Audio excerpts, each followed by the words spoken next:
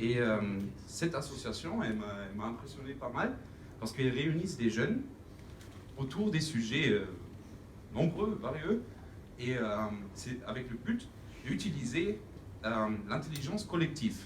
Chez Make Sense, on organise des soirées dans lesquelles des entrepreneurs posent une question certains, et une groupe des étudiants, des jeunes, des motivés, tout le monde qui peut nous rejoindre, discute sur cette question et trouve une ou plusieurs solutions pour cet entrepreneur. Et ça, c'était le concept de base de Make Sense. Et Make Sense a continué à s'évaluer et a créé un mouvement pour les énergies renouvelables.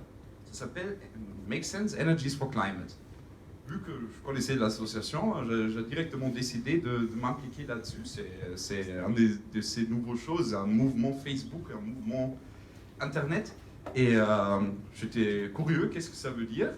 Et ça implique plusieurs petites tâches. Par exemple, écrire des petits articles, fournir des informations, penser sur des questions, comment on peut sensibiliser un peu pour les énergies renouvelables, de nous en tant que jeunes. Et aussi, c'était l'obligation, c'était le but de ce programme-là, de faire les ambassadeurs, faire un événement. Ce soir, on est ici, c'est réunis maintenant pour cet événement, et on a choisi un format d'atelier. Un format d'atelier pour discuter la question, quelle est l'énergie citoyenne et qu'est-ce qu'on peut en faire? Pourquoi est-ce qu'on discute ça? Parce que même Make Sense, même les jeunes, ils ont commencé relativement vagues sur les énergies renouvelables en général. Mais même ce mouvement, il se focalisait très clairement sur l'aspect de l'être humain dans cette histoire. Et qui sont les porteurs de projets, qui sont les personnes qui portent ces histoires. Normalement, on voulait vous présenter maintenant un teaser pour un documentaire. Le documentaire est un web documentaire, ce qui est le résultat final de ce programme de promotion d'énergie renouvelable. Bon. Dans cette teaser, Make Sense a envoyé une personne avec une caméra partout dans le monde qui a visité des villages, des lieux, en Afrique, en Inde, en Amérique latine, partout, et qui a visité les gens qui se sont mis à l'action, qui ont créé quelque chose dans son environnement avec des énergies renouvelables pour changer et pour clairement améliorer sa vie. Et ce film va sortir fin septembre, et Brice, le 23, il est annoncé, et on va organiser, je dirais directement, un événement de suite, et on va présenter ce film aussi ici, c'est le 26. Le 26 septembre, c'est organisé par Brice, le screening de What If, ça s'appelle le documentaire, et oui. Maintenant, mon cofondateur et cher collègue Hiro va vite fait expliquer qui nous sommes, parce que c'est pas que moi comme entrepreneur incubé ici, et qu'est-ce qu'on fait? Bonsoir, ça marche? Bonsoir? Ouais, ça marche. Non, je m'appelle Kéredine Sari, et j'ai fini mon Master 2 en marché et droit de l'énergie, à la faculté d'économie de Montpellier. En fait, c'est là que j'ai rencontré Frédéric et aussi le reste de l'équipe.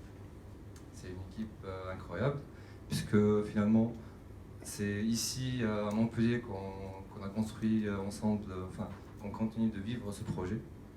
C'est une belle histoire qui a le mérite d'être vécue, et aussi c'est une entreprise qui a une ambition qui est de fait de faire participer plutôt tout le monde à la transition énergétique. Bon, l'idée c'est de permettre à toutes ces personnes qui ont cette volonté de faire mieux, voilà, pour faire simple, d'accéder directement à un capital et d'accéder directement à une production réelle en fait.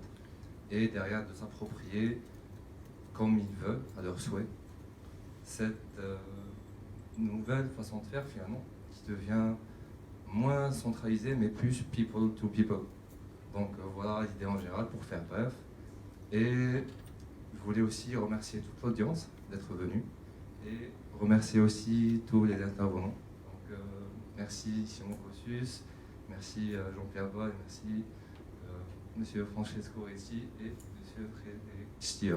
Voilà, un grand applaudissement pour toutes ces personnes qui vont nous faire une vraie discussion sur la thématique de la coopérative citoyenne. Merci. Oui, alors, on commence directement avec le sujet, et je me permets maintenant d'ouvrir avec une question à tous nos intervenants. Qu'est-ce que c'est l'énergie citoyenne pour vous? On commence avec vous, monsieur. Je ne sais pas si je suis le plus amène, peut-être là, il y en a qui connaissent mieux. Je préfère intervenir en deuxième étape pour quelques réflexions.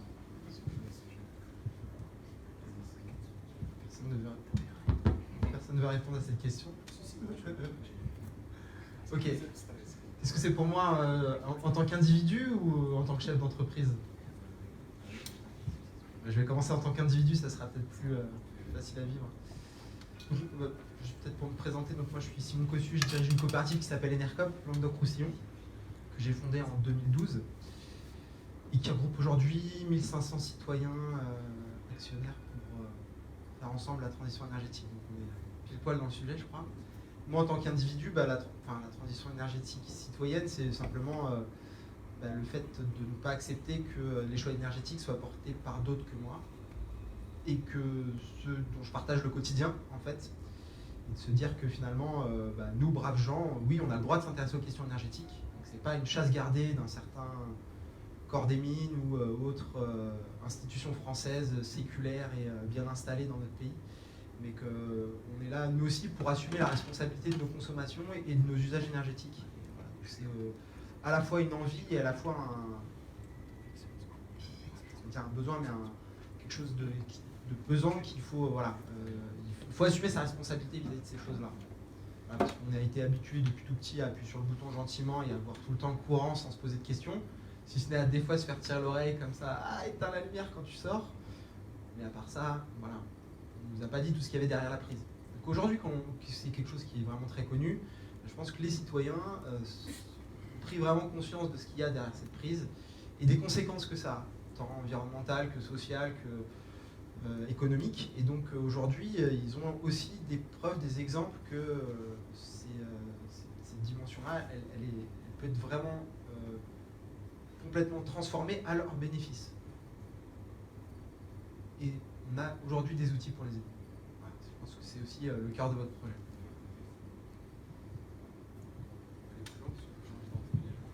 Alors, Jean-Pierre Val, je suis vice-président de l'AGENA, qui est une association qui est engagée au niveau de la Franche-Comté et du Jura sur la transition énergétique.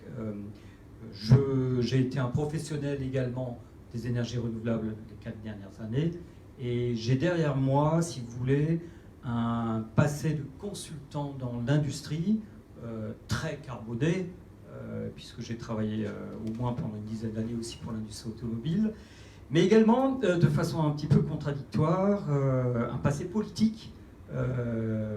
À 55 ans, je vous raconterai tout à l'heure, j'ai milité depuis l'âge de 18 ans, politiquement, et au niveau Antoine Bechter, pour les plus âgés d'entre vous qui le connaissent bien. Antoine Bechter est un ami. Je suis originaire de Strasbourg, donc, et j'ai été membre du mouvement écologiste indépendant d'Antoine Bechter. Et donc j'ai un petit peu de recul, si vous voulez, dans cette problématique énergétique et cette problématique environnementale. J'ai eu la chance de rencontrer un personnage absolument exceptionnel dans ma vie qui m'a complètement fait changer, si vous voulez, la manière de voir le monde et les choses. C'est l'Allemand Hermann Scheer, que j'ai vu lors d'une conférence, qui est prix Nobel alternatif, qui était véritablement le moteur dans les années 80 et 90 sur la révolution énergétique allemande. Malheureusement, il est parti trop tôt, trop vite. C'est le lot des meilleurs. Et je voulais apporter ce soir un petit peu aussi le constat, si vous voulez, de ma génération. J'ai 55 ans. Vous êtes, pour la plupart, beaucoup plus jeunes s'il pourrait être, mais mon fils est né à 25 ans, il pourrait être, et il est ingénieur dans l'environnement d'ailleurs. Et je voulais quand même apporter, si vous voulez, un petit peu le constat de ma génération, ayant été impliqué politiquement et au niveau associatif, ce que nous, on a raté. Pour être clair, on a raté sur toute la ligne. On a loupé toute la ligne.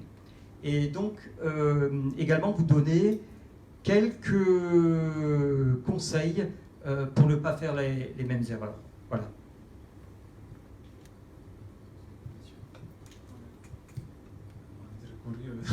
De la suite. Francesco Ricci, donc je suis un enseignant-chercheur à l'Université de Montpellier et j'ai eu la chance d'avoir 6 gens étudiants, il y en a d'autres dans la salle et je me réjouis. Donc mon implication personnelle au niveau justement du militant en fait coïncide plutôt avec mon travail, c'est-à-dire que la formation de jeunes et les aider un petit peu à interpréter ce monde qui est très compliqué et passionnante. Et c'est aussi compliqué, complexe, parce que souvent on arrive avec des envies et des visions très nettes, claires. Moi, ce que j'avais quand j'étais jeune sur la question climat, ce qui m'intéressait, qui m'a amené vers la recherche, où justement il y a un problème de transition énergétique aussi, pas uniquement, aussi concerne le secteur agricole et d'autres secteurs, mais l'énergie clairement. Au début, j'avais les idées me semblait très clair ce qu'il fallait faire, et puis en fait plus je étudie et plus je trouve ça complexe. Mais la complexité, ça ne veut pas dire qu'il ne faut rien faire, à l'inverse, je pense qu'il faut juste agir et en même temps continuer à réfléchir. Et réfléchir pour se protéger notamment des risques. Et alors il peut regarder l'histoire, le retournement qu'il y a eu dans le secteur des énergies renouvelables, notamment par exemple était nourri dans les années déjà 70 et 80 par beaucoup de subventions, si on veut, et c'était très coûteux, et puis finalement, voilà, c'était implicite, parce que je suis un économiste, peut-être que malheureusement, c'était peut-être pas la bonne manière d'aller, ou peut-être il y a eu d'autres choses dont je suis moins expert, qui m'étonnent beaucoup. C'est que des choses qui apparaissent tellement, pas triviales, mais évidentes qu'il faudrait faire, puis la société ne le fait pas. Donc il y a un problème de décision politique sur lesquelles, par contre, je me sens beaucoup moins compétent, bien que j'ai plein d'anecdotes à raconter. Et voilà. Et sinon, sur l'énergie citoyenne, donc la transition énergétique citoyenne, moi, je voulais vous porter un regard un peu, voilà, raisonnement abstrait de ce que c'est la participation par les coopératives dans les entreprises qui produisent des énergies renouvelables, donc de type éolien, surtout éolien et photovoltaïque, mais éventuellement aussi hydraulique. Donc j'ai quelques points à vous proposer s'il y a le temps. Je suis surtout à l'écoute. Merci. Bon, j'explique aussi brièvement pourquoi je suis ici en tant que jeune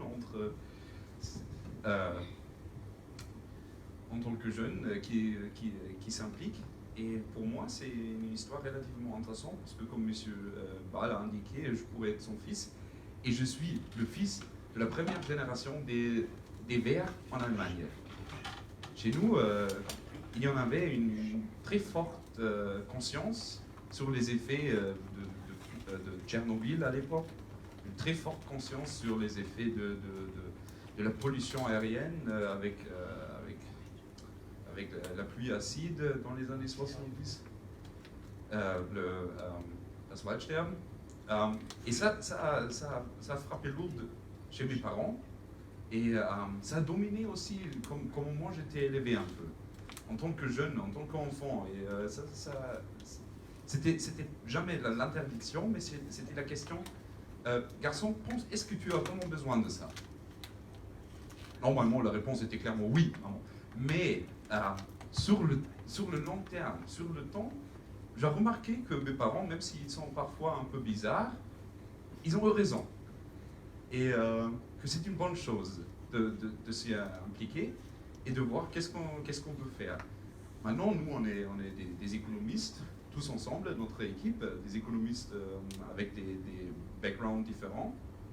Et je crois que la majorité ne pensait pas aller dans les énergies renouvelables il y a 3 ans, moi non plus.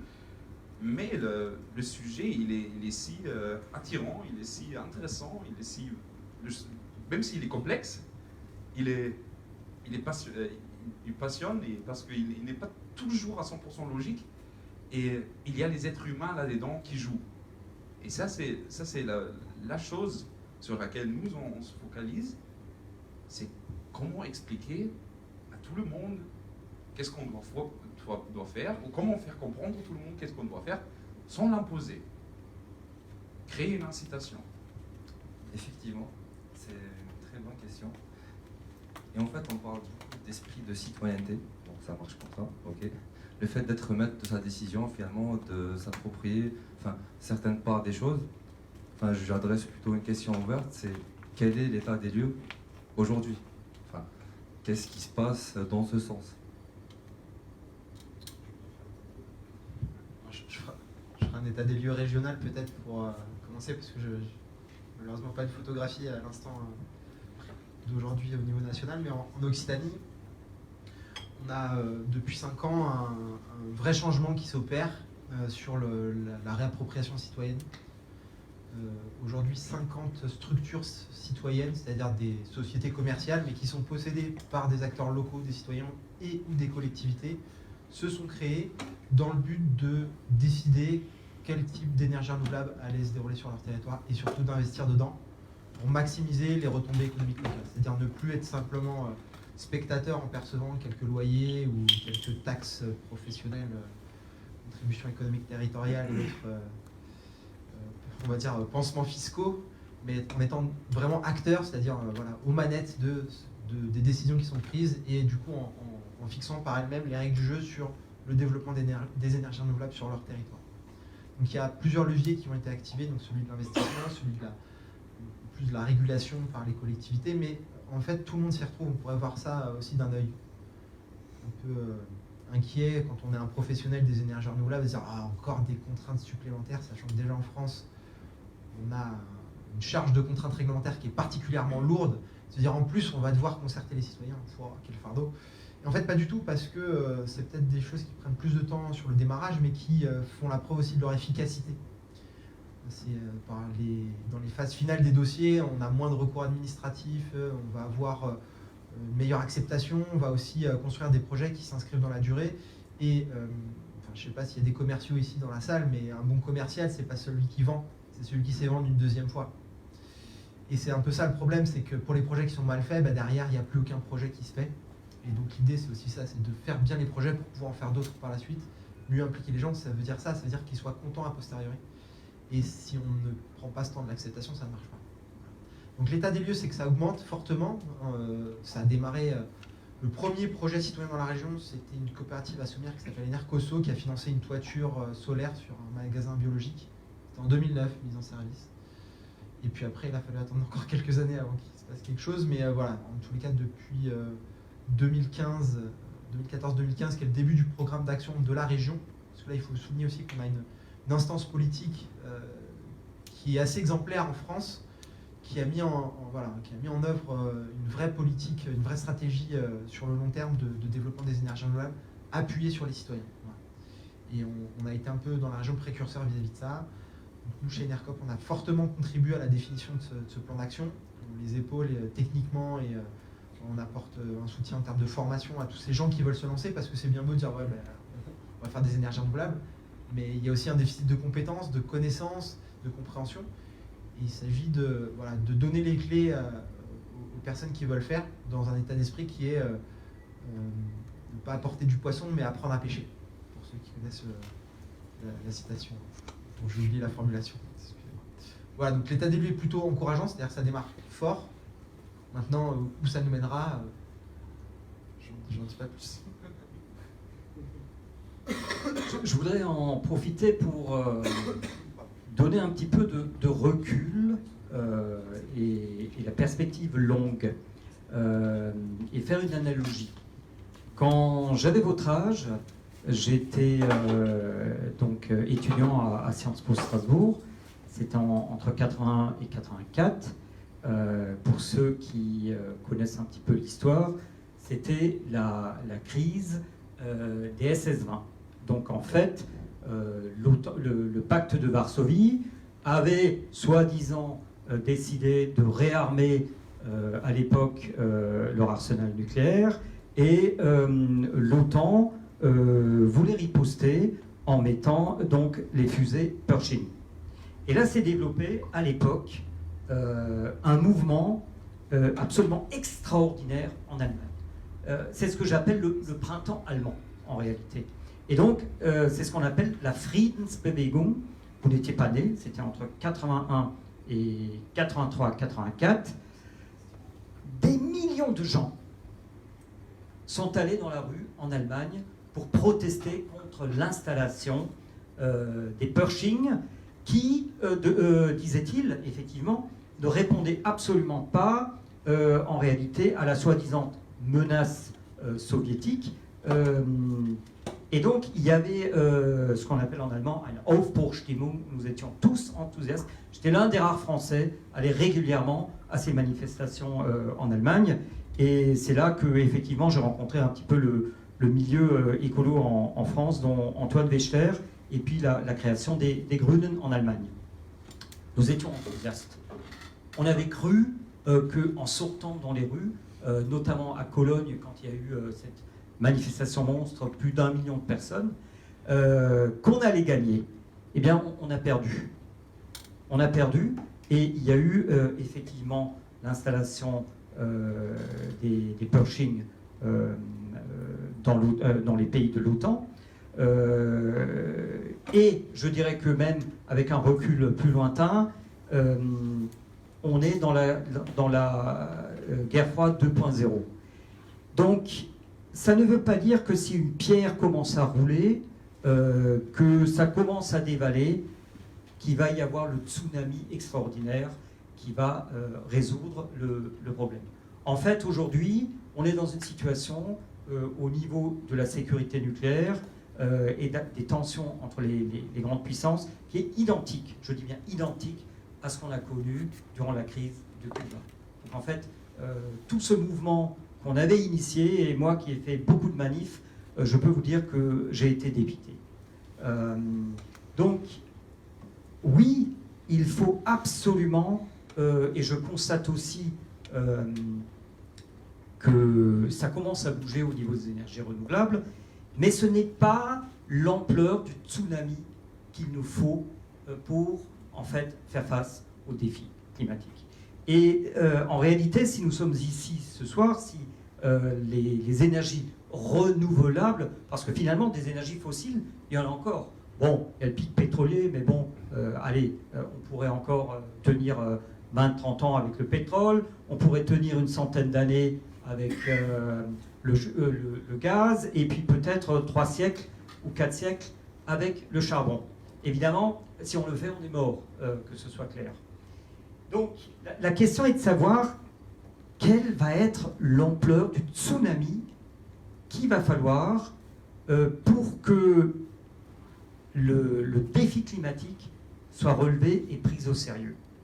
Et moi qui ai continué de militer, je suis absolument sidéré par le peu d'intérêt qu'on constate quand même dans la population française en général. Je sais qu'en Occitanie, c'est un peu plus fort qu'ailleurs, mais tout de même, ici, j'ai l'impression d'être devant un public quand même expert. Alors, souvent, je fais un test quand je fais des rencontres avec des citoyens. Je leur demande de me citer des physiciens célèbres.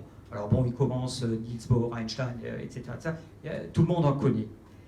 Quand je leur demande de me citer un climatologue célèbre, oui, c'est le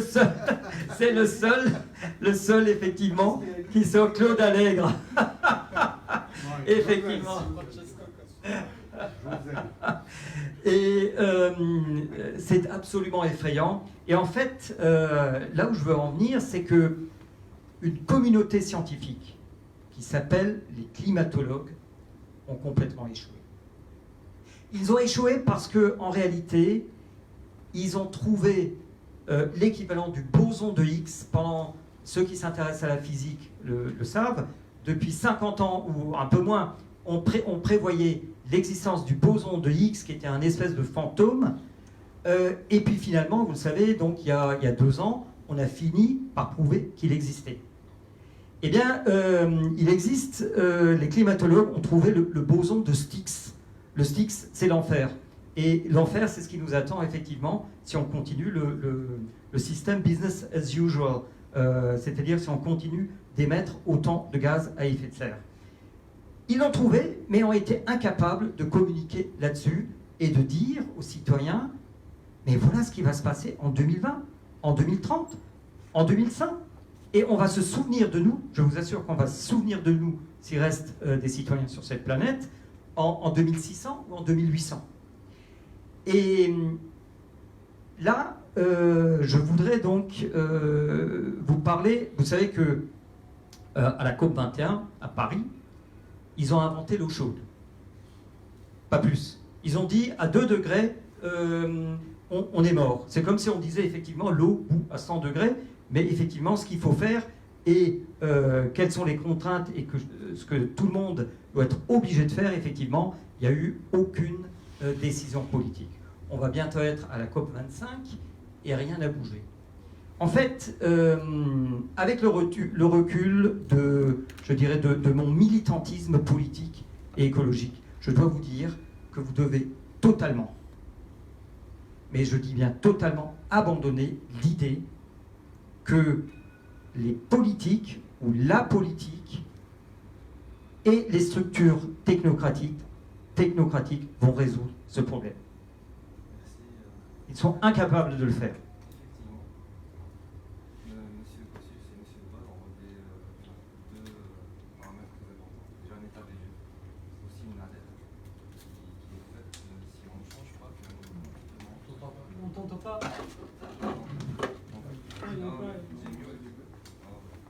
Ok, ça arrive. Voilà, effectivement, Monsieur Kossus et Monsieur Paul ont relevé 2 paramètres très importants.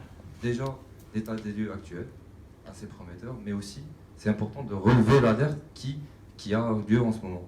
Donc pourquoi pas apporter d'abord une vision peut-être plus macroéconomique là-dessus et dire peut-être quelle pourrait être une décision plutôt générale qu'on pourrait déjà nous faire à notre niveau.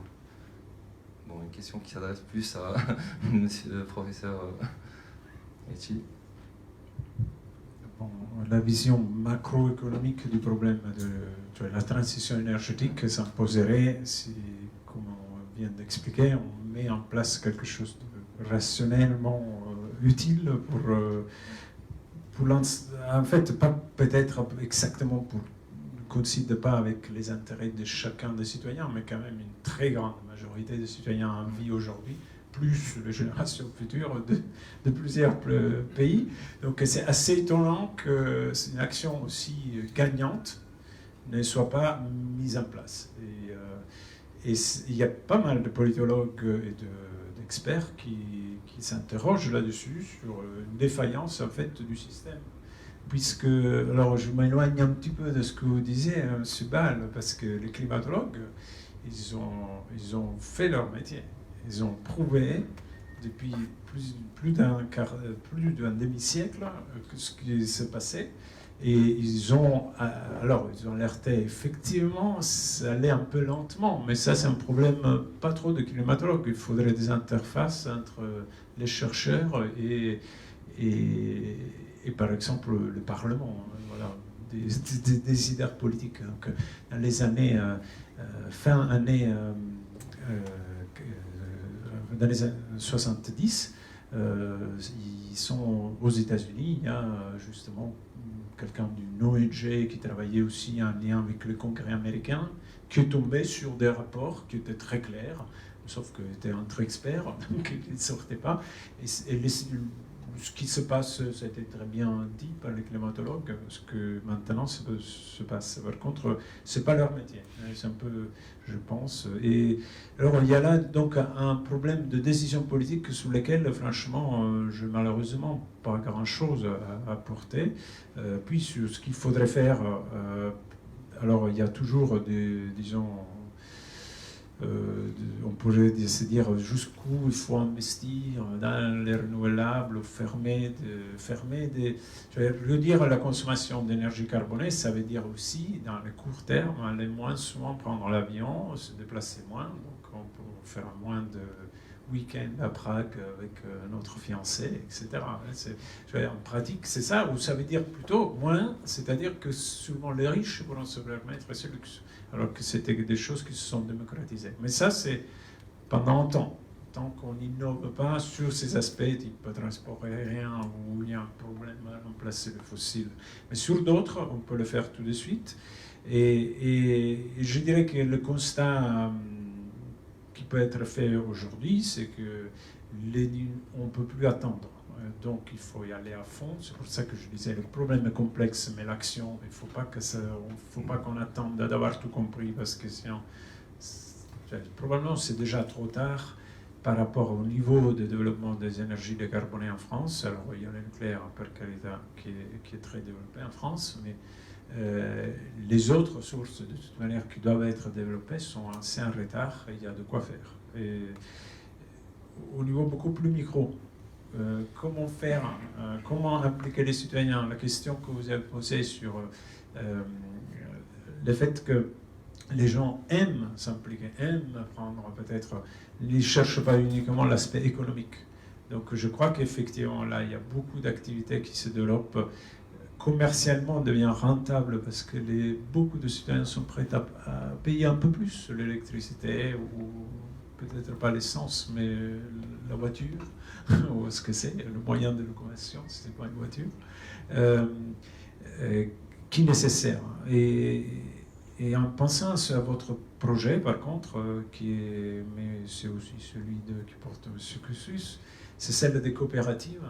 Il y a une longue histoire des coopératives, et moi je suis italien, donc je viens du centre d'Italie où tout est coopératif au départ, et il y a des différences par rapport aux activités entrepreneuriales normales portées par un entrepreneur financé par quelques-uns, que je voulais essayer de résumer pour vous entre, disons, une propriété diffuse, disons, et aussi souvent locale, appuyée sur à la fois des propriétaires qui sont plutôt dans un territoire, et aussi des employés qui sont dans le territoire. Les fournisseurs, pas forcément. C'est dans des coopératives normales, comme de distribution de produits alimentaires, c'est pas forcément des produits locaux qui sont consommés localement. Pour l'électricité, ça aussi pourrait être que la production locale soit vendue trop longtemps. Puis maintenant, les projets dont j'entends parler, c'est plutôt que cette idée de on produit, on consomme localement, ce qui est intéressant aussi.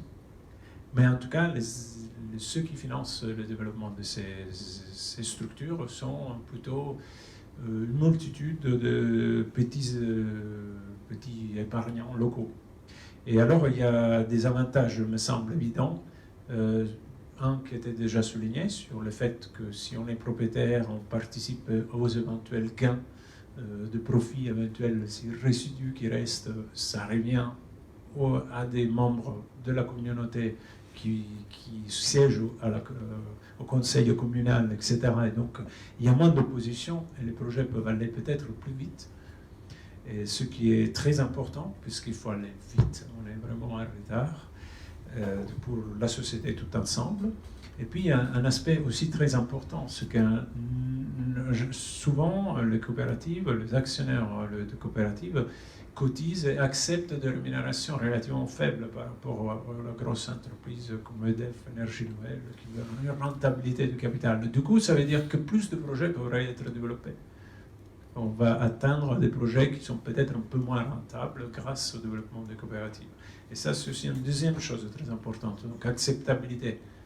Plus de projets qui arrivent à maturer et produire vite, et plus de projets entrepris, parce qu'on va entreprendre aussi des projets là où c'est un peu moins, la rentabilité d'investissement n'est pas si élevée.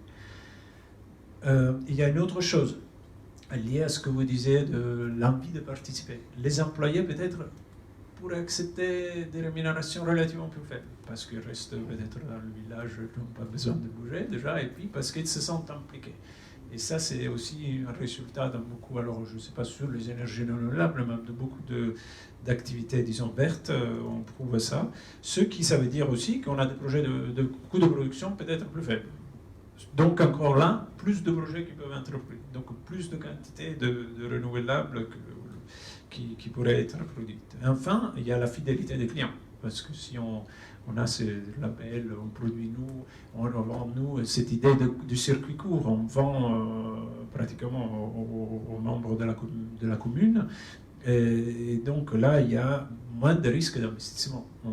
On a un portefeuille de clients, alors ils ne sont pas forcément, ils peuvent toujours aller ailleurs, hein, mais au moins on part sur on a besoin d'un petit financement extérieur, un crédit bancaire, on peut dire, voilà, on a tous ces clients-là, et donc encore là, plus de projets qui peuvent être entrepris. Donc ça, ce sont des avantages, je ne sais pas si je fais toute la liste, certainement, ce cursus sera plus longue, mais que d'un point de vue de analyse économique que je vois. Puis, les inconvénients, peut-être j'ai trop parlé, je reviens dessus tout à l'heure, sur les inconvénients qui sont le reflet au miroir de certains des avantages. Je ne sais pas si je termine sur les inconvénients. Oui. Donc, c'est cette histoire que peut-être si on se base sur un financement local, la taille des projets, la taille des investissements est limitée, ce qui, pour l'instant, pour certains projets, ne pose pas forcément de problème. Mais ça veut dire aussi que la coopérative qui porte cette activité sera moins capable de faire face à des besoins d'investissement dans le futur qui peuvent arriver, peuvent se poser, et dans d'autres secteurs d'activité se sont posés. Alors, dans l'éolien, est-ce qu'il y en a besoin? Peut-être quand déjà il pourrait y avoir des accidents, des choses comme ça. Je ne sais pas de quel type vraiment avec l'éolien, je les imagine mal. Mais dans l'énergie, souvent, il y a des responsabilités des entreprises qui sont portées devant des tribunaux, etc. Mais je pense surtout à ce qu'on appelle le réinvestissement dans 20 ans, quand il faut refaire une nouvelle centrale, et peut-être les coûts là seront bien plus élevés, et c'est pas sûr que la communauté aura la capacité de les porter. L'autre chose, c'est le fait que ces épargnants sont locaux, ils sont aussi peut-être en partie des employés, la commune reçoit des impôts de même projet, donc ils financent, je sais pas, les activités des clubs de sport, et les rendements de l'épargne d'une partie des ménages de la commune est lié au fonctionnement de ça. Donc vous voyez là qu'il peut y avoir un problème de diversification limitée des investissements, hein, parce que si ce projet dysfonctionne, ça peut être vraiment très compliqué pour une commune, les ménages qui habitent. Et parfois aussi, ça arrive quand les choses sont gérées en petit comme ça. Nous, on a eu récemment en Italie, dans une région où les coopératives fonctionnaient bien, 2 banques coopératives qui ont fait n'importe quoi, les gérants, et sont allés vers la faillite en mettant en fait un système frauduleux, mais qui a eu un impact dévastateur sur plein de gens qui avaient épargné, qui cotisaient. Et puis enfin, il y a des risques de rigidité dans la gestion. Donc rigidité, le financement pour s'adapter à des nouveautés, mais aussi peut-être dans la gestion du personnel, etc. Mais que peut-être sont plutôt des avantages que des inconvénients, ça dépend des points de vue. Mais pour la survie de la structure, parfois, peuvent poser des problèmes. Voilà, une réflexion.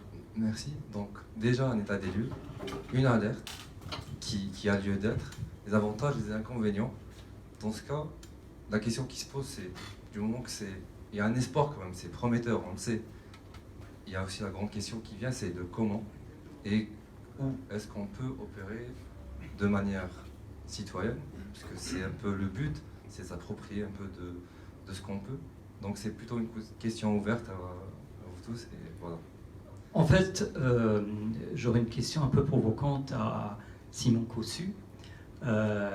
Est-ce qu'il peut s'imaginer que, grosso modo, dans 10 ans, 10-12 ans, en 2030, 50%, je dis bien 50% de l'électricité consommée en Occitanie soit produite de manière renouvelable dans 12 ans, 50%. D'une part, et d'autre part, comment est-ce qu'il verrait qu'on puisse atteindre un tel but? C'est une question glissante. Hein. On peut tout imaginer dans 12 ans, c'est chouette. Enfin, en étant réaliste, non. Voilà. Je pense que à la vitesse où vont les choses, il y a aussi des phénomènes physiques et économiques qui voilà, tiennent d'une continuité et qu'on ne va pas vers des schémas de rupture sur les pratiques actuelles, sauf accident nucléaire, et c'est pas souhaité non plus. Et la difficulté, pour rebondir aussi sur ce que disait Francesco, c'est qu'un des points très négatifs des coopératives, c'est le manque de moyens. Parce qu'on compte sur un actionnariat local, très bien, mais en fait, il faudrait que chacun d'entre nous, aujourd'hui, mettions 5 000 € sur la table pour financer les outils de production d'énergie nécessaires à notre sécurité énergétique. Voilà. Et 5 000 € aujourd'hui, tout le monde ne les a pas, tout le monde n'a certainement pas du tout envie de les mettre là, à cet endroit-là, même si ça peut rapporter. Donc tout est possible en 12 ans, surtout quand on a la volonté politique, les compétences, le terreau, en tout cas le gisement énergétique, il y est sans difficulté. Il manque quelque part d'avoir une sorte de préfinancement de cette transition-là. Et puis aussi un peu de concession de la part de certains territoires qui vont être sacrifiés au profit de champs éoliens immenses, quoi. Mais ça, c'est une façon de présenter les choses. Si on peut dire aussi, en fait non, on va développer une industrie florissante d'éolien offshore qui va nous permettre d'exploiter un gisement qui est un des meilleurs gisements européens et qui peut redonner des perspectives économiques intéressantes à notre région, sortir aussi une des régions les plus pauvres de France de cette situation de chômage intense qu'on connaît depuis des années. Donc en fait, on pourrait le faire concrètement, mais ça va demander à ce que l'argent circule au bon endroit. Et c'est un des problèmes fondamentaux, c'est qu'aujourd'hui l'argent ne circule pas au bon endroit. D'ailleurs, il a du mal à circuler, il a tendance à s'accumuler entre les mains de certains. Et d'ailleurs, à l'extérieur de nos frontières, pour être très clair, c'est 80 milliards € par an qui partent de la France alors qu'ils devraient rester sous forme d'impôts. Et on vient de nous faire des coupes budgétaires de 100 millions d'euros par-ci par-là en nous disant il faut serrer la ceinture. Alors que 80 milliards d'euros, c'est en gros, en 10 ans, avec cette somme-là, on fait la transition énergétique. Voilà. C'est aussi simple que ça. Donc l'argent, il est là, il suffit d'aller le prendre au bon endroit. Simplement, aujourd'hui, c'est pas du courage politique qu'il faut, c'est des politiciens qui ne soient pas corrompus, qui ne soient pas au service d'un ordre établi qui est dramatique, quoi. Enfin, excusez-moi des mots qui sont un peu cruels et parfois pas toujours à appuyer d'éléments factuels, mais voilà. Moi, ma vision, elle est quand même là, et je suis persuadé qu'on peut le faire, en fait, mais qu'on n'y arrivera pas parce qu'il y a la cupidité humaine de certains. Mais peut-être c'est à nous, citoyens, d'aller leur tirer les oreilles et leur dire « Hey, oh, vous êtes là en tant que représentants du peuple, c'est à vous d'assumer les responsabilités de ce que vous faites maintenant. » Et nous, on réclame aujourd'hui notre sécurité énergétique, parce que c'est pas dit qu'en 2030, on a encore suffisamment d'électricité sur le réseau pour alimenter nos foyers. Ça, c'est un autre problème. Je vais y rajouter peut-être une perspective un peu européenne, parce que là, ça s'entend tous un peu, un peu dangereux. Mais en gros, vu qu'on regarde un intervalle de temps relativement court, on a déjà pas mal réussi des choses. Il y en a des nations qui ont prouvé que des systèmes renouvelables sont largement compétitifs. Je me rappelle bien, il y en a pas longtemps, on était convaincus que ce jour arrivera jamais, la majorité était convaincue. Maintenant, on est dans une situation dans laquelle l'électricité solaire, à quelques endroits dans ce monde, elle est presque gratuite. Elle est à 2 centimes dans le désert dans les déserts de l'Arabie Saoudite ou ailleurs. Alors on a entendu des chiffres proches de zéro. Alors les aspects économiques qui sont capables de disrupter un marché, ils sont disponibles. On a aussi des preuves de faisabilité au niveau régional et national qu'une transition énergétique peut être soutenable d'une façon durable, d'un sens qu'elle elle alimente la nation avec la même qualité qu'un système fossile. On a le Portugal qui a des taux d'énergie renouvelable gigantesques dans son mix électrique et qui arrive à s'alimenter plusieurs semaines pendant le dernier été à 100% autarque. On a des régions fortement industrialisées en Allemagne qui arrivent à couvrir son besoin, même s'il y en a des gros consommateurs, avec une technologie décentralisée, avec des capacités gigantesques installées, avec des investissements très importants faits. Et là je suis ça me rend relativement optimiste, on a énormément des acteurs du marché capitaliste, ou du marché capital, qui rentrent dans les énergies renouvelables. Quand la chose tient, les mouches viennent. Ça fonctionne. Et ça, vous savez, même les mauvais gens qui veulent juste faire du fric investissent là-dedans parce qu'ils peuvent faire du fric. Alors l'incitation en général, elle est donnée. Et les systèmes, non, pour la France, c'est vraiment la question comment on trouve un bon compromis. Alors, effectivement, le capitalisme est certainement incité à gagner de l'argent, et les renouvelables aujourd'hui, je pense que parmi les personnes un tout petit peu sérieuses, savent que la plupart des énergies renouvelables sont aujourd'hui moins chères que les énergies fossiles et que l'énergie nucléaire, toutes deux largement subventionnées. Je demandais à mon voisin, là, est-ce que 50% dans 10 ans, c'est possible? Donc, ça paraissait difficile, mais les instruments sont là, etc. 50%, ça paraît énorme. Mais en réalité, je vais vous dire, et je voudrais mettre là, sur la table, un certain nombre de chiffres. C'est pas 50% qu'il va falloir faire. Il faut être très clair. C'est 90 dans 10 ans. Et là, si vous voulez, c'est encore mon expérience politique de militant des 30 dernières années qui va vous dire que les réticences que votre génération devra faire face. Est-ce que quelqu'un dans la salle, parce que vous êtes quand même tous plus ou moins experts, est-ce que quelqu'un dans la salle se risque un chiffre pour dire quel est le nombre, quelle est la quantité de CO2, donc le capital que nous pouvons encore émettre si nous voulons respecter les 2 degrés? Non, je veux dire, on a encore un certain capital qu'on peut émettre si, pour les 2 degrés, est-ce que quelqu'un se risque un chiffre? 5%. Non, en milliards de tonnes. Bon, je suis à 400 quelques ppm, donc moi je dis on a encore peut-être, c'est 410, 420 ppm. Voilà. Oui, alors ça c'est un très bon. On est à 415 ppm à l'heure actuelle, et on a donc encore 500 milliards de tonnes à émettre. On est large. C'est très peu en réalité. C'est très très peu. Est-ce que, alors, pour respecter ces 2 degrés, dont les conséquences déjà vont être catastrophiques, il faut se rendre compte. Parce qu'en fait, faites l'expérience dans la rue. Moi, je fais souvent l'expérience dans la rue, et je me dis, là, les médias mainstream ont totalement... c'est pour ça que je dis que les climatologues ont échoué, parce qu'ils n'ont pas réussi à communiquer. Quand vous allez dans la rue, vous demandez aux gens 2 degrés de plus. Ah, mais vous vous rendez compte, entre l'hiver et l'été, il y a 20 degrés de différence, donc 2 degrés, etc. Mais qu'est-ce que ça change, etc. Alors, je leur demande souvent quel est l'écart entre le pic glaciaire d'il y a 20 000 ans et aujourd'hui, la différence de température, sachant qu'à Lyon, il y avait les glaciers à cette époque, il y a 20 000 ans.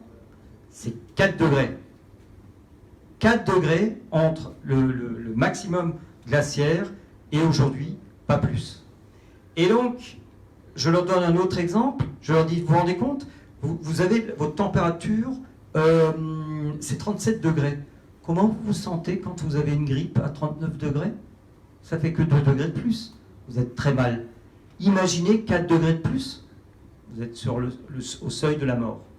Donc 4 degrés de plus, la Terre va se sentir comme si vous aviez 42, 41 degrés de fièvre. Donc là, je vous pose une question. Si nous voulons tenir les 2 degrés, qui sont déjà graves, à partir de quel moment les émissions de gaz à effet de serre doivent être au maximum et commencer à baisser?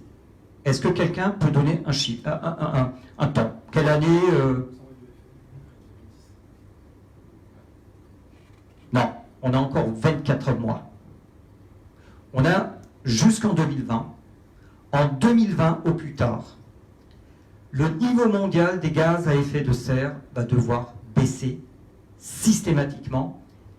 Et baisser de combien? Et c'est ça qui est maintenant dramatique.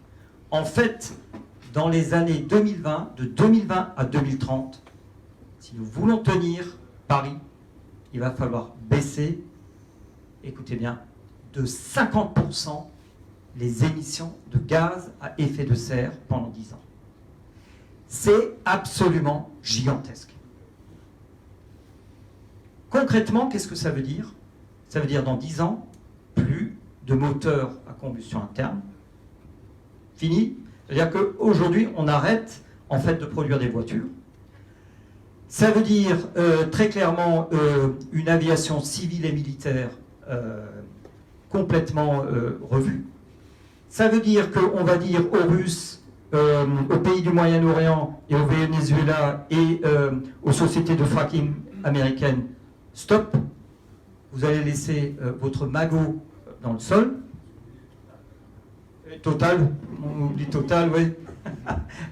Toutes. Vous laissez votre magot. En fait, tout ce qu'elles ont découvert et ce qu'elles ont soi-disant dans leur coffre et qui sont des réserves prouvées de pétrole, je ne parle que de pétrole, on ne pourra en extraire que 20%. Ou alors, on ne tiendra pas Paris.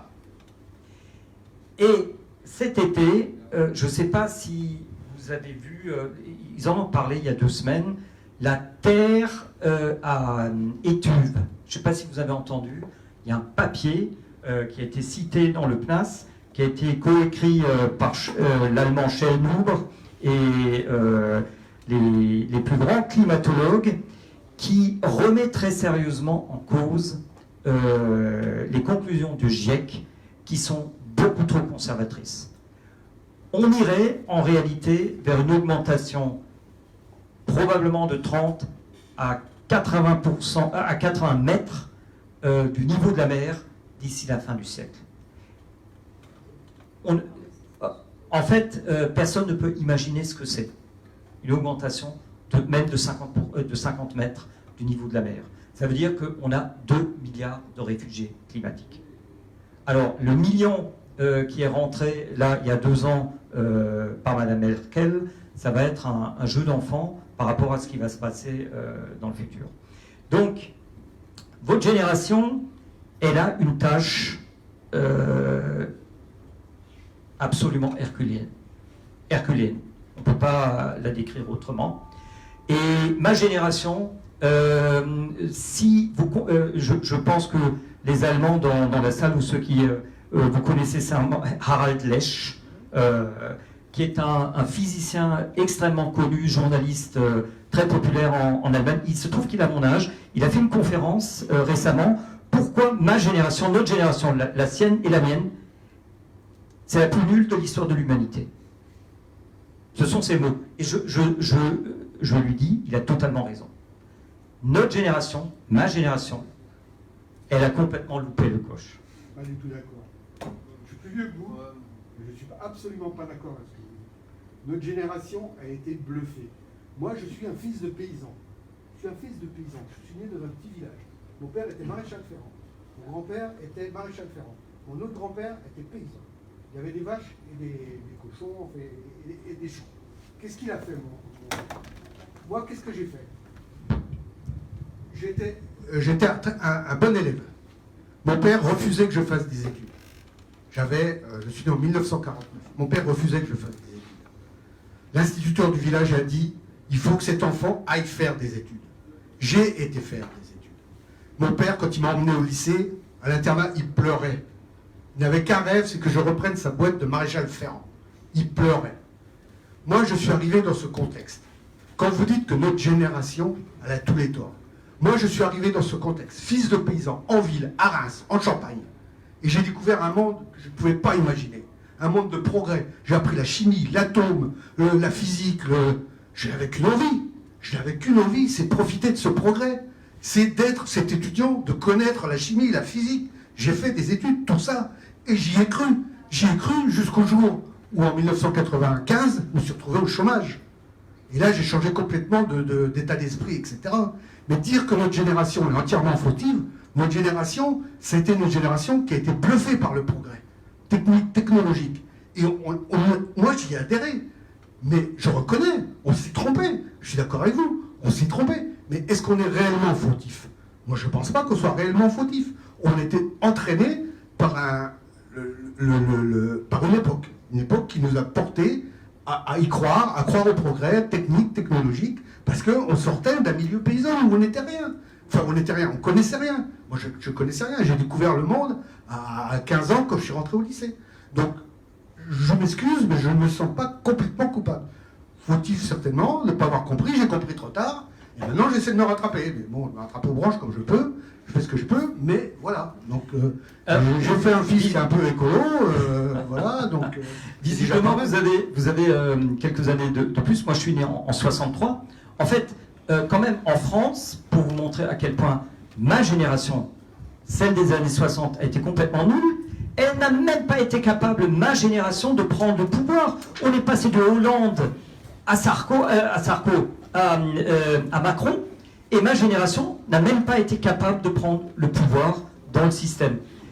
Et tout de même, nous savons, depuis les années 90, et nous avions des instruments déjà à l'époque, pour parer aux plus gros effets, et nous n'avons rien fait.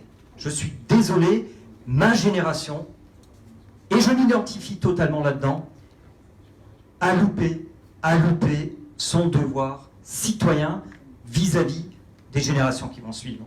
Et là, vous, votre génération, vous allez devoir faire un travail, mais herculéen. Herculéen. Non, je ne veux pas les déprimer.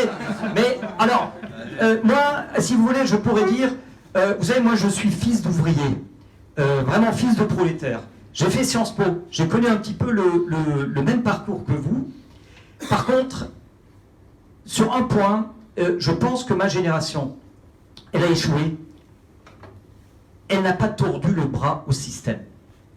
Nous avons toujours été, en réalité, de braves citoyens. On a cru qu'en allant voter tous les 4 ou 5 ans, de désigner de faux représentants, on allait changer quoi que ce soit. Et aujourd'hui, on laisse la planète, mais dans un état, je peux vous dire que moi, je lis beaucoup, j'ai rencontré beaucoup de monde. Nous sommes en fait à des ruptures absolument essentielles, et je suis obligé, moi, de dire que nous laissons la planète dans un état calamiteux. Calamiteux. Et ce n'était pas, on pouvait faire quelque chose. Maintenant, vous êtes obligés, là, de faire un travail herculéen. Je suis désolé. Merci pour le fardeau. C'est sympa. Moi, les valises, je les pose, je les laisse bien gentiment, ça m'appartient pas. Tout ça n'est pas grave, calmons-nous. Tout ça n'est pas grave. Si l'expérience humaine venait à échouer, ce n'est pas grave. La Terre s'en portera tout aussi bien. Et genre, on a une vision ultra anthropocentriste, c'est pas grave, quoi. Enfin, on n'est que des êtres humains, c'est une espèce d'anomalie de l'évolution du singe. On ne sait pas trop ce qui s'est passé, mais Voilà, faut relativiser, quoi. Je veux dire, c'est pas grave si les humains disparaissent de cette planète. S'il y a 50 mètres d'eau en plus sur cette planète, c'est pas grave. La vie continuera sans nous. Voilà, par contre, c'est ça, moi je refuse d'agir sous la pression de la culpabilité ou du... non, si j'agis, c'est parce que j'ai envie d'avoir la fierté de dire, j'ai fait ma part, j'ai amené les autres à faire leur part, et en plus de ça, on va réussir ensemble, et on va faire la fête derrière, parce qu'il y aura une sacrée fête à faire quand on aura réussi à faire le job que vous nous mettez sur les épaules, gentiment. On le prend parce qu'on est sympa et qu'on a peur de rien, mais... Voilà, moi, il faut sortir du discours de culpabilité. Je veux dire, on n'est pas coupable de ça. Pas vous. Non, mais personne n'est coupable de ça. Sinon, ça serait trop facile de dire c'est coupable, c'est coupable. Alors, on a tous une part de responsabilité, une part d'action. C'est beaucoup trop complexe pour qu'on dise oui, alors selon l'alinéa 63 du code de l'énergie, de machin, c'est toi qui es responsable, c'est toi qui vas payer pour toute l'humanité. Non, c'est pas ça. Il faut aujourd'hui que on s'en sorte parce qu'on a envie de s'en sortir. Parce qu'on on est toujours plus fier d'avoir fait quelque chose que de n'avoir rien fait. Et c'est ça qui va donner envie aux citoyens de se bouger. C'est pas en leur disant « Vous avez encore fait de la merde, vous êtes qu'une bande d'incapables, vous savez rien faire, en plus on peut vous occuper vous comme des moutons. » Bah oui, forcément, après ils se laissent tomber la laine sur le dos, on est bien d'accord. Mais en attendant, ce qui va leur donner envie d'agir, c'est pas du tout leur dire « C'est mal, c'est tout le temps ce que vous faites, c'est mal. » Non, il y a plein de trucs sympas à faire en fait. Et d'abord leur donner confiance sur le fait que oui, il y a des choses bien à faire, ils sont capables de les faire, et très bien, et en plus ils vont s'en sentir complètement fiers, heureux, et du coup compétents, et du coup en capacité d'agir, et du coup c'est la première marche, parce que le plus dur, c'est la mise en mouvement. C'est pas tant le chemin à parcourir, c'est le fait que les gens aujourd'hui sont immobiles, ils sont hypnotisés dans un... Effectivement, il y a un système qu'on n'a pas réussi à contrecarrer, je suis bien d'accord, mais est-ce qu'il y a vraiment besoin... Le contrecarrer, est-ce qu'on ne peut pas juste sortir de ce système d'une manière ou d'une autre et lui dire au revoir? Et simplement faire les choses comme on a envie qu'elles soient entre nous. Voilà. Et c'est ce que nous, on essaie de faire au quotidien, dans toutes les dynamiques qu'on voit sur le terrain aujourd'hui, avec les gens qui travaillent autour d'Enercop. C'est ça, c'est une question de fierté, de dignité, de faire ensemble, et aussi de le faire parce que c'est chouette et qu'on découvre, on apprend, on se renforce. Mais de toute façon, on a bien conscience que c'est pas... en étant une poignée exemplaire, à faire tout ce qu'il faut faire pour s'en sortir qu'on va réussir. C'est d'abord en entraînant un maximum de gens avec nous, quoi.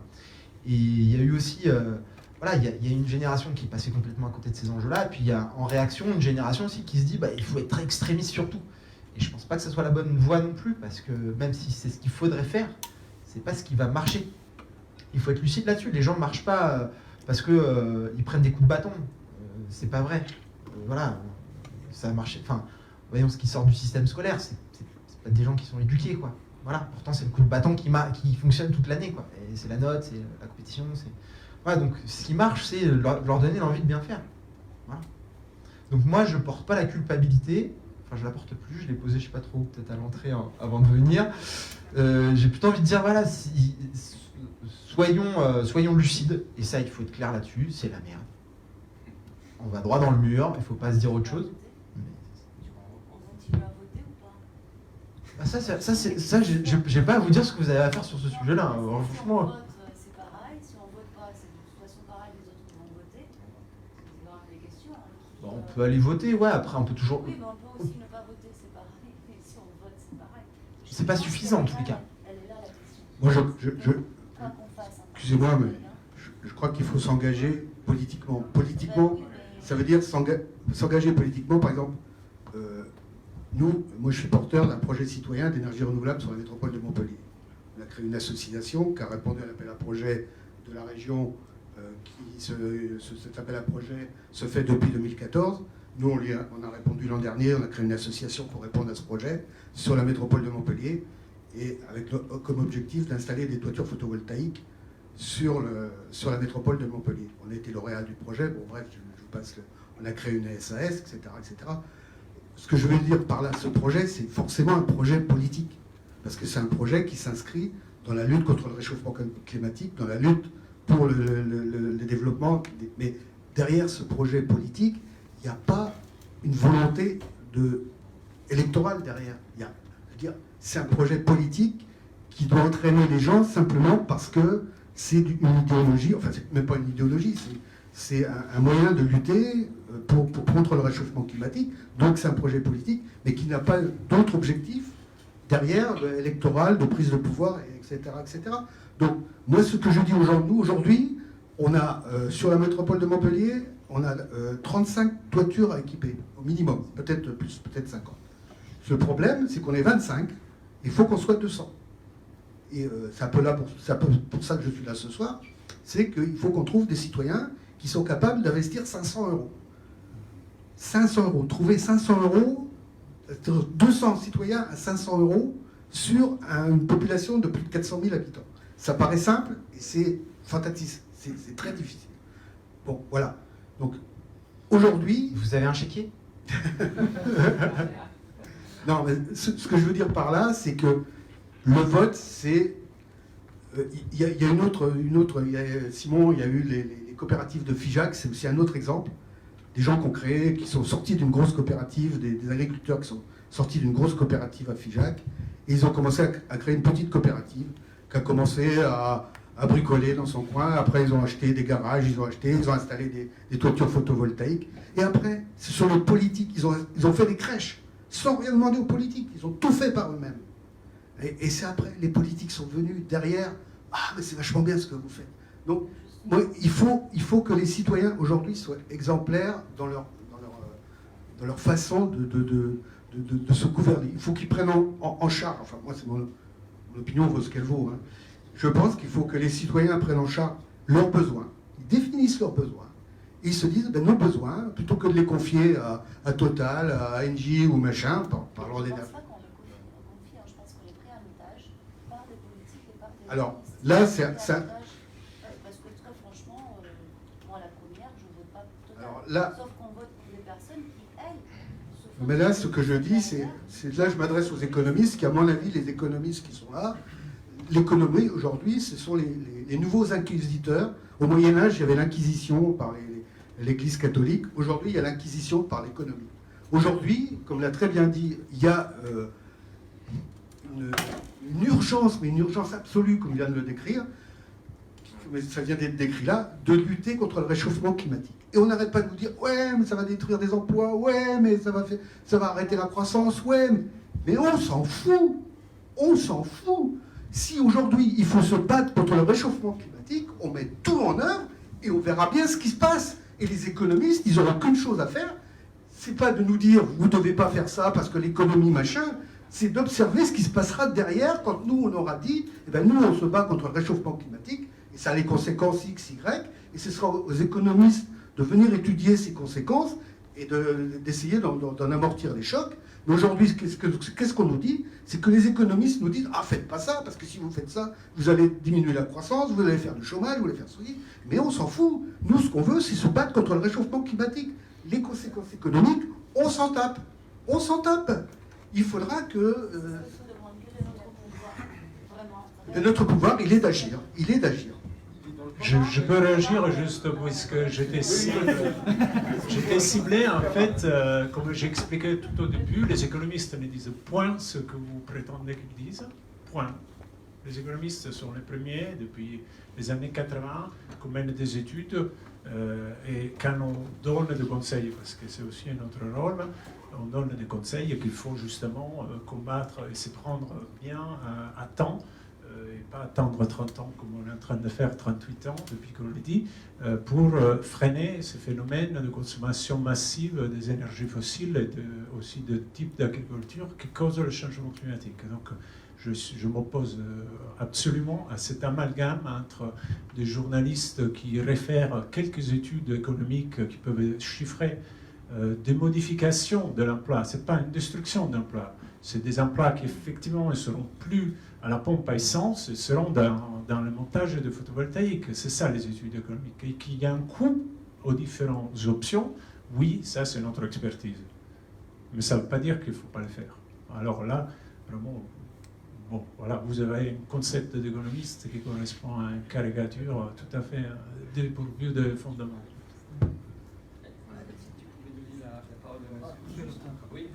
Moi, je ne suis pas spécialiste, je vous écoute depuis le début, c'est très intéressant. Je me rends compte que finalement, si on reste dans un système politique actuel, un système économique actuel, on ne pourra jamais faire de l'écologie. Parce qu'on se raccroche à un système, on veut changer un système existant, mais qui n'est pas bon. Donc est-ce que le principe ne serait pas sortir de ce système, mais à ce moment-là, on ne fait plus de coopérative, on ne fait plus...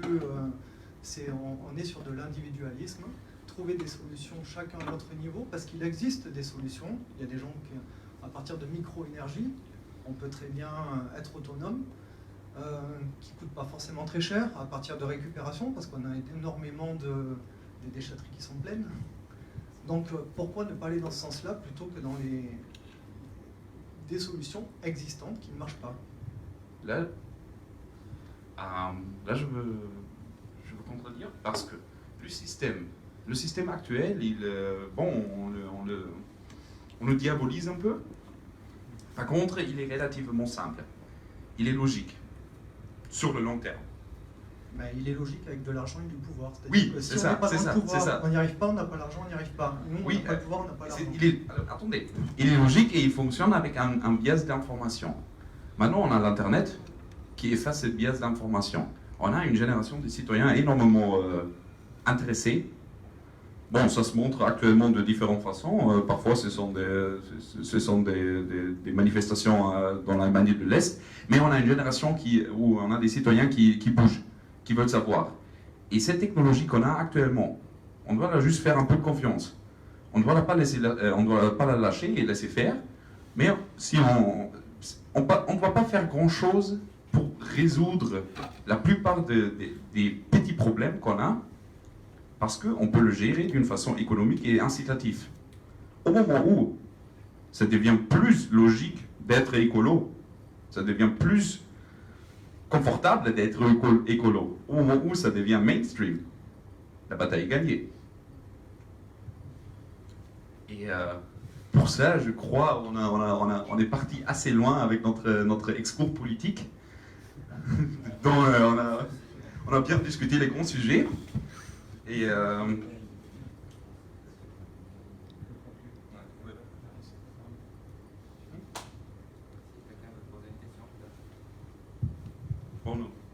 quelqu'un veut faire une petite conclusion avec les mesures à prendre dans les prochains délais?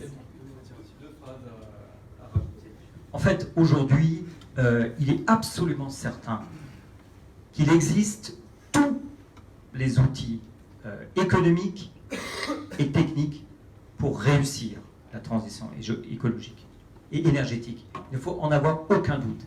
Il faut les prendre. Le problème, c'est de les mettre en œuvre, et ce problème reste un problème politique.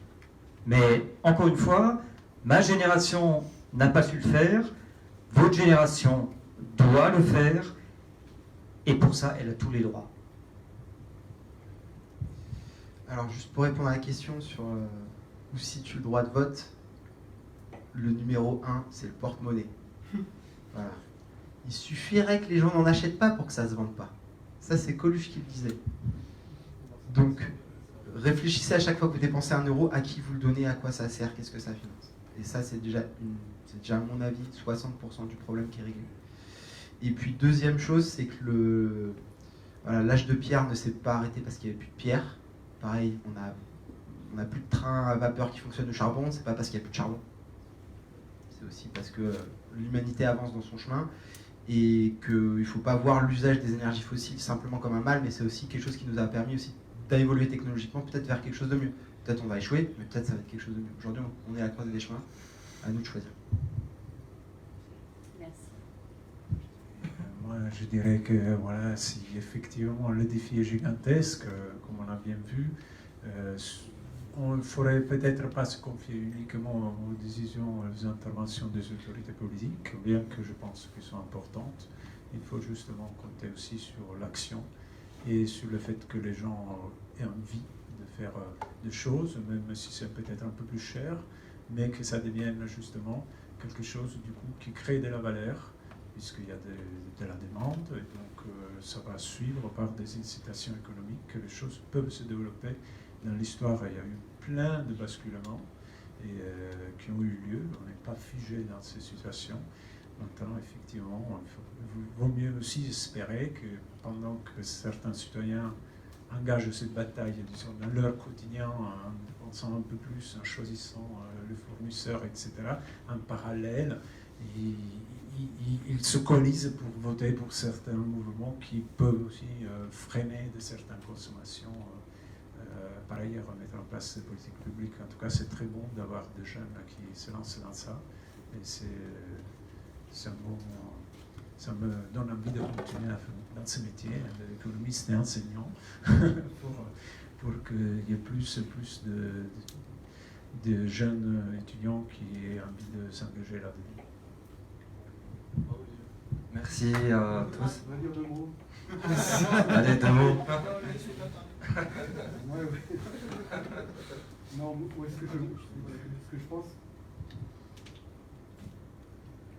Ce que je pense, c'est que Malraux a dit le 21e siècle sera religieux ou spirituel ou ne sera pas.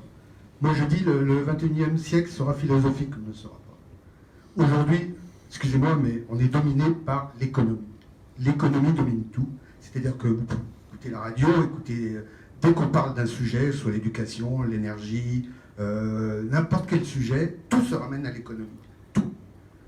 Quand on arrive à 70 ans, qu'on regarde derrière ce qu'on a fait dans la vie, c'est peut-être un cas particulier, je suis peut-être un cas particulier, on s'est dit, mais pourquoi j'ai fait tout ça?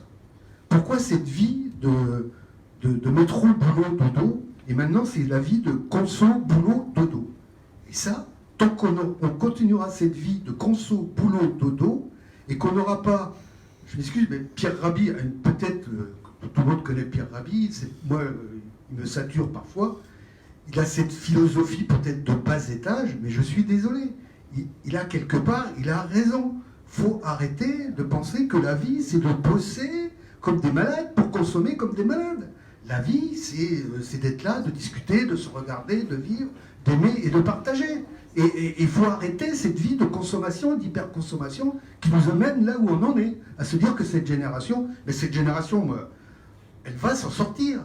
Quand nos parents, nos grands-parents ont connu les guerres pendant des années, il faut les passer les guerres. Hein, mes grands-mères, quand ma mère est née et que sa mère avait 3 enfants à la maison et que le grand-père était dans les tranchées à Verdun, il fallait le vivre.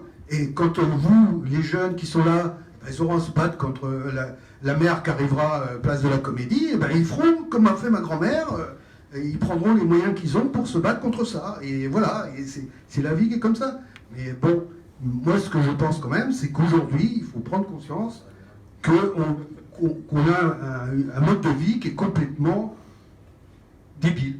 Excusez-moi, on a un mode de vie débile. Voilà. Bon. Mais je vous souhaite bon courage et je pense que vous en sortirez facilement.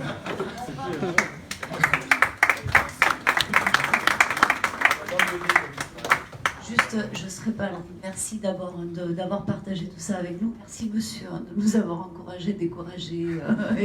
Et voilà, tout ça vous a fait rire aussi. Demain, c'est la journée, puisqu'on est dans les actions pour la planète, c'est la journée de la World Clean Day, comme on dit en anglais. Enfin voilà. Donc si vous voyez des mégots, des déchets, vous les ramassez parce que c'est la journée de la planète, chacun dans son coin. Et on peut aussi lutter autrement, on peut informer, discuter du climat, on peut manger autrement aussi. Moins, pas trop salé, pas trop sucré et tout ça, enfin, chacun fait à sa sauce. Mais je pense qu'il y a quelque chose qui est d'une prise de conscience et combien souvent il faut une génération qui trinque, c'est peut-être la vôtre, ce sera peut-être la nôtre, parce qu'on n'en est pas sorti. Et peut-être que nos enfants arriveront, eux, à un certain équilibre parce qu'il y a des consciences qui s'élèvent. Moi, je fais la guerre, je mange pas tout à fait bio parce que je trouve ça un peu... Donc voilà, le bio et tout ça. Et souvent, ce que je dis, c'est qu'on est pris en otage dans les villes.